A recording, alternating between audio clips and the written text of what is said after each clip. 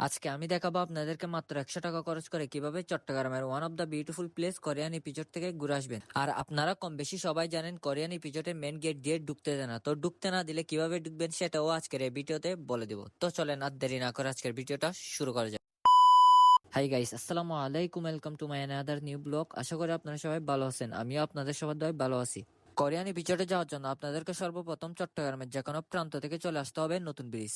নতুন ব্রিজ থেকে আপনারা কোরিয়ান ইপিজটের অনেকগুলো গাড়ি পেয়ে যাবেন, যেখানে জনপ্রতি ভাড়া হচ্ছে আপনার 30 টাকা করে। গাড়িওয়ালা আপনাদেরকে কোরিয়ান ইপিজটের মেন গেটের সামনে নামাই দিবে। গাড়ি থেকে নামার পর আপনারা ফার্স্টে মেন গেট দিয়ে ঢুকার চেষ্টা করবেন। যদি মেন গেট দিয়ে ঢুকতে না দেয় তাহলে আপনার হাতের ডান পাশের রাস্তাটা ধরে হাঁটা শুরু করবেন। এই রাস্তা ধরে আপনারা 2 থেকে 3 মিনিট মতো হাঁটার পর হাতের বাম পাশে এই গেটটা দেখবেন।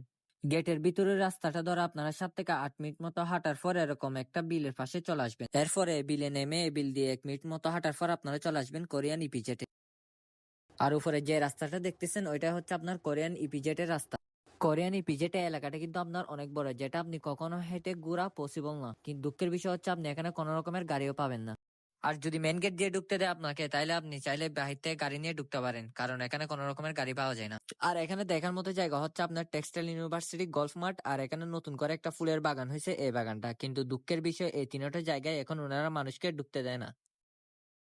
আর এখানকার সবচেয়ে যে জিনিসটা আপনার ভালো লাগবে সেটা হচ্ছে আপনার এখানকার পরিবেশ, যেটা দেখলে আপনার মনে হবে আপনি বিদেশের কোনো জায়গায় চলে আসছেন। আর আপনাদের থেকে এখানে আরেকটা জিনিস দেখে ভালো লাগবে, সেটা হচ্ছে আপনারা রাস্তা দিয়ে হাঁটার সময় একটু পর আপনারা এরকম সুন্দর সুন্দর লেক দেখবেন। আর এখানকার সবচেয়ে সুন্দর রাস্তাটা হচ্ছে এই রাস্তাটা, যেখানে রাস্তার দুই পাশে হচ্ছে আপনার জাউ গাছ। আর এখানে চাইলে আপনি মন মতন পিক তুলতে পারবেন, কারণ এখানে পিক তুলতে কাউকে নিষেধ করে না। আর আপনারা যদি এখানে আসেন তাইলে কখনো সকাল টাইমে আসবেন না, কারণ সকাল টাইমে এখানে প্রচুর পরিমাণে রোদ থাকার কারণে রাস্তার মধ্যে হাঁটা যায় না। আর সকাল টাইমে এখানে প্রশাসনের লোক থাকার কারণে ভালো মতো ঘোরাও যায় না। তাই আসলে অবশ্যই আপনারা বিকাল টাইম করে আসবেন। আর আপনার ভাগ্য যদি ভালো হয়ে থাকে তাহলে আপনি এখানে হাতির দেখাও পেয়ে যেতে পারেন।